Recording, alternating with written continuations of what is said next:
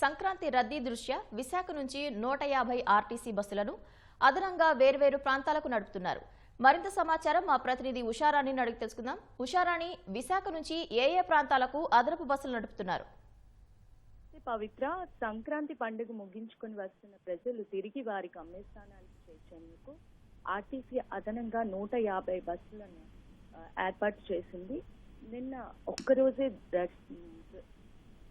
రద్దీ దృష్ట్యా 100 స్పెషల్ బస్సులను ఏర్పాటు చేసింది.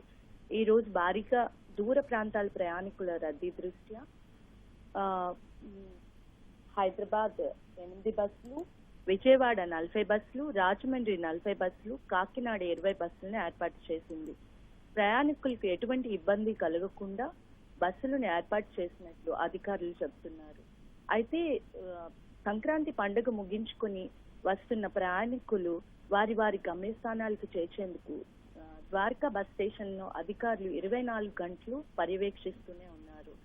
ప్రయాణికుల రద్దీ దృష్ట్యా మరొక వారం రోజుల పాటు విశాఖ నుండి దూర ప్రాంతాలకు స్పెషల్ బస్ సర్వీసులు నడపనున్నట్లు ఆర్టీసీ అధికారులు తెలిపారు.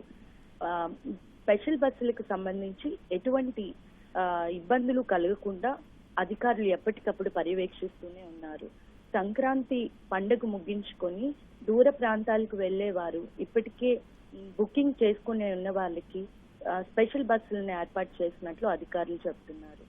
ప్రయాణికుల తిరిగి రద్దీని సవరించుటకు 100 స్పెషల్ బస్సులను నిన్నే ఏర్పాటు చేసినట్లు అధికారులు చెబుతున్నారు.